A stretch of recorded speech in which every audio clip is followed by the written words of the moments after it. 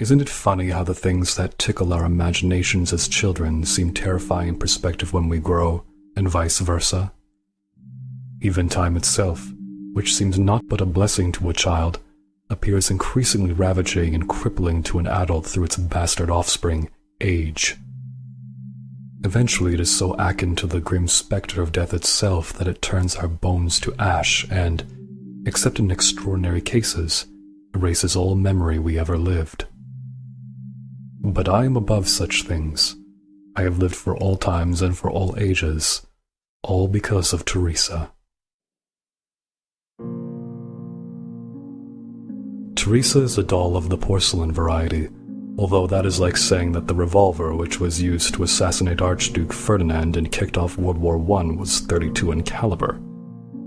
What I'm trying to say is that just thinking of Theresa as a doll is to miss the underlying subtext of what she represents. To illustrate my point, I found Theresa in my bathtub when I was filling it with water. I still remember seeing her gurgle to the surface as I was swishing my hand in the water. I was an old man, 79 years of age then. I had been intending to jump in there with a plugged-in toaster in hand and avoid the further trials of my own way, but she offered me a better way. In between life and death, there is a third way. Why Theresa chose me, out of all the people in the world on the verge of killing themselves at that moment, I do not know. I can only assume I was chosen for reasons beyond my comprehension.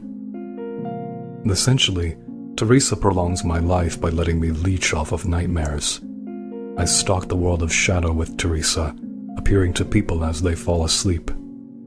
Sometimes I caress their faces, making out the texture and curves of wrinkles and liver spots. And I smile, knowing to myself that I will never age as they do, that as long as I live, as long as I have Theresa, I will eat their nightmares and subtract from them their time on this earth to add to my own. When I tuck Theresa into their beds to sleep with them and share in the most delightful of night terrors, I feel no remorse. One must make sacrifices for anything in life, and what could ever be a better, more fitting sacrifice than life itself? The way in which she steals nightmares is both hypnotic in its control and cathartic in its release. As all the victims' subconscious desires and repressed thoughts begin to surface past their composed veneers, their faces inevitably begin to quiver. Sometimes they cry or open their mouths in a pantomime of a silent scream. This is life at its most wretched. And yet, as a vine strangles the other plants in the garden so that it might flourish, there is a certain magnificence I see in Theresa's culling of the weak. The best nightmares belong to children. Their dreams are so much more vague and full of horror at things just understood enough to fear, but not enough to comprehend. Theresa is especially fond of the children themselves. Sometimes when Theresa has been nice to me, I bring her little one for a playdate. Such innocent creatures. Surely it is better I am cutting their time short than having to watch them grow old and ugly. But I am not alone in my world of shadow. Tell me, have you ever heard of the psychological illusion of shadow people?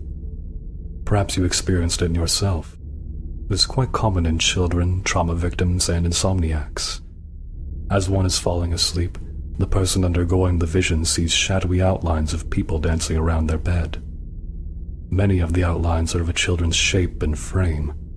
Look it up if you don't believe me. Conventional wisdom holds that it is an as of yet not understood form of sleep paralysis.